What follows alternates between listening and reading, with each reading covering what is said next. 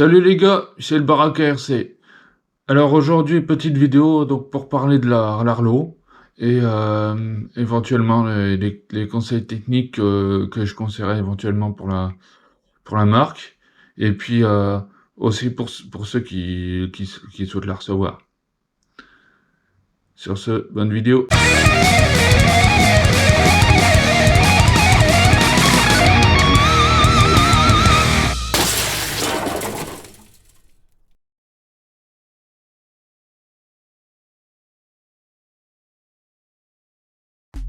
Alors, dans cette vidéo, je vais parler principalement de cette petite Larlo. Il faut savoir que c'est leur première, une de leurs premières voitures. Donc voilà, faut être vraiment indulgent là-dessus.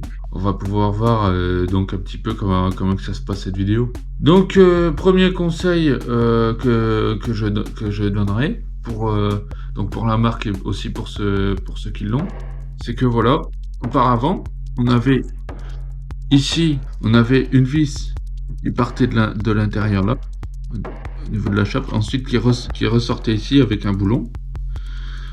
Donc une chose que j'ai fait, comme là, du coup, on pouvait pas coucher les amortisseurs un petit peu plus, chose que là, à l'arrière, on peut le faire. Voilà, donc j'ai fait une petite modification, dans le sens où j'ai pris des petites boules Tamiya que j'avais remis à ce niveau-là, donc avec une petite vis M3.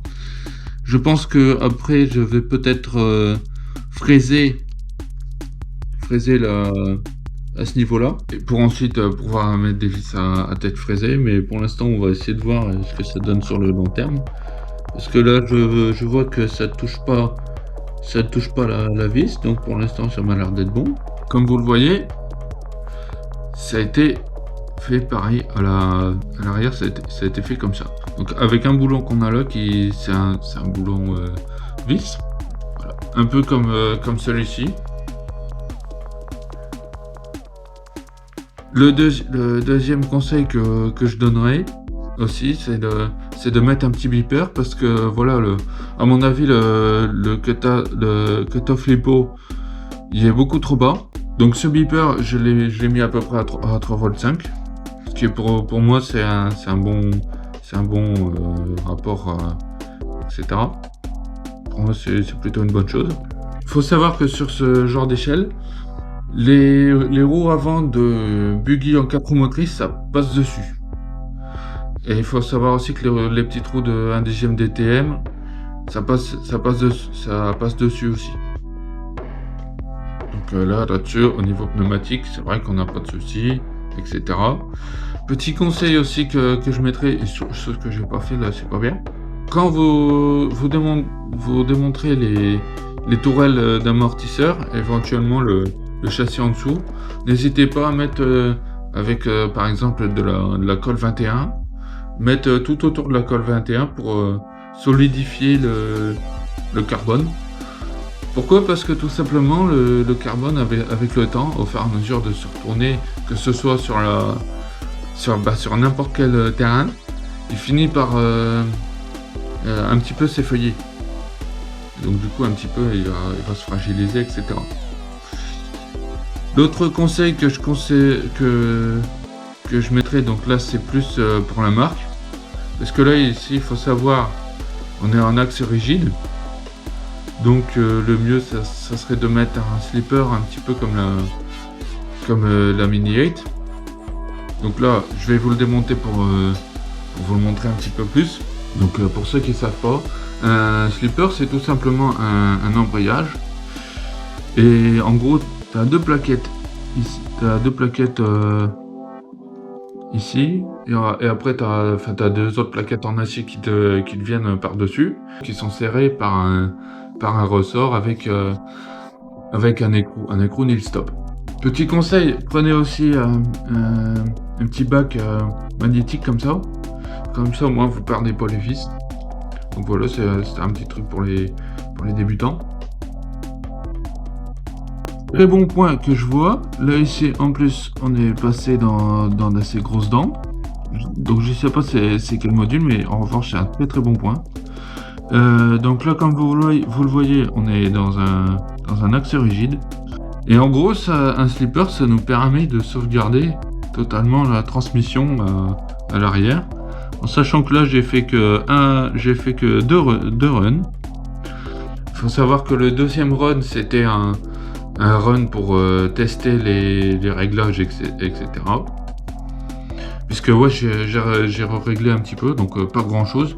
J'ai juste couché les amortisseurs là pour essayer de voir, parce que moi j'aime bien tester d'abord un réglage et puis après un autre. Donc là, après on a les différentiels qu'il a, et là du coup ils m'ont l'air d'être bien graissés. Donc là je pense que je vais y jeter un œil après. De qu'à faire, on peut essayer d'y regarder maintenant, comme là le dessus il est démonté ici.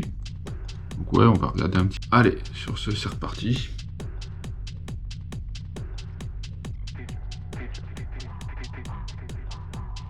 Alors voilà, j'ai une vis éclatée qui est là, qui est pas qu'un peu chiante. Et honnêtement, alors que c'est la première fois que je le démonte, j'ai essayé de le démonter, mais la vis était déjà éclatée d'avant. Donc du coup, je pense que plus tard, ce qui sera changé, c'est le dessus de la pièce avec la... Et je vais essayer de récupérer le pied de l'aileron, le clapet du carter de différentiel, enfin, le dessus, il sera pareil à en prendre. Donc ça, c'est pas sympa.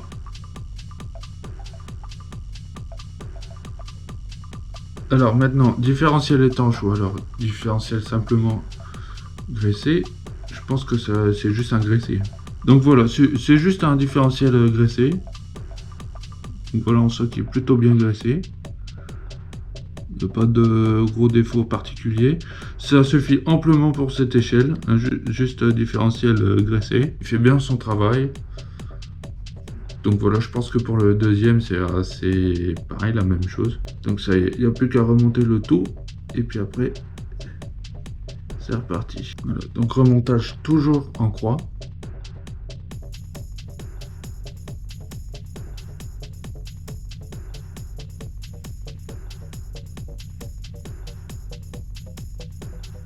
En conclusion, donc voilà, il faut revoir un petit peu donc au niveau de l'axe ici, au niveau des tirants.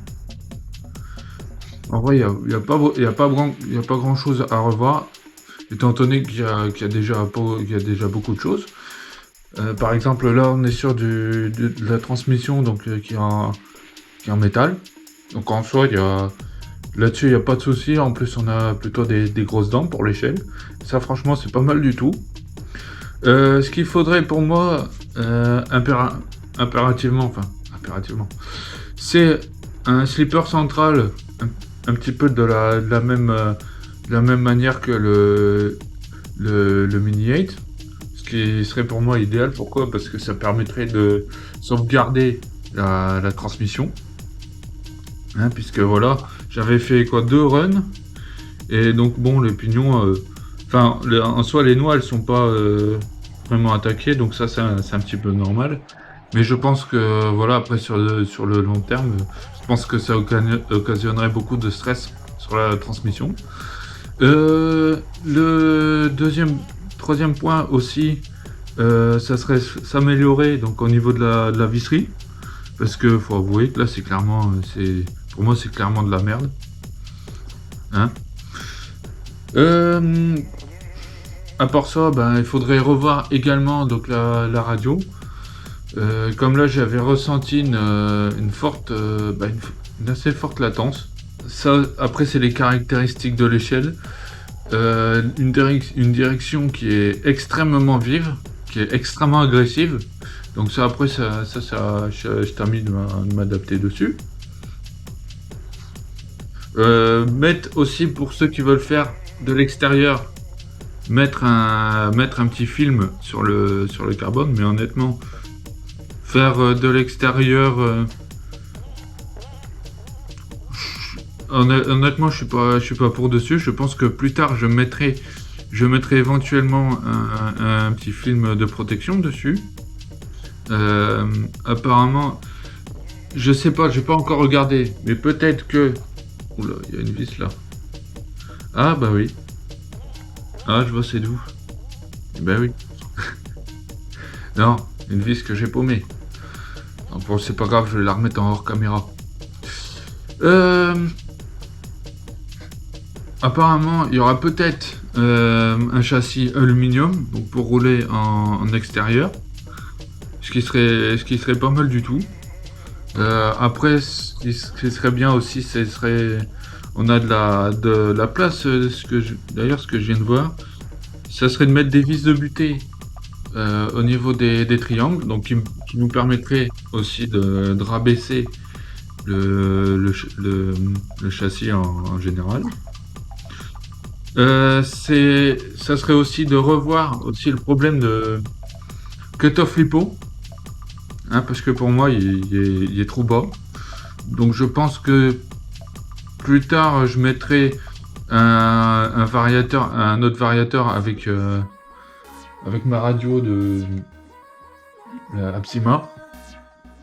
Donc je verrai bien comment que je vais me déberdouler. Est-ce que je mets un petit quick run en 60 ampères?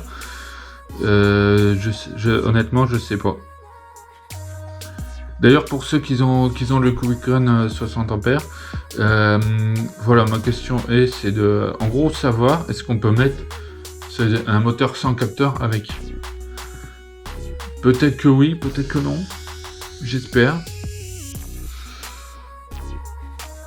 Bah, enfin bon, bref. En soi, il faut pas grand chose. Ah si, autre chose, j'ai noté un petit peu de jeu sur les noix. Sur les noix au niveau des différentiels. Bon, il n'y a pas grand chose en fait. Et après, pour moi, le châssis est plutôt, à première vue, il est plutôt bien réglé. Voilà quoi, avec une bonne usure des pneumatiques. Après, je pense que je verrai un peu plus sur le long terme au bout de plusieurs packs. Donc voilà. Sur ce, ben...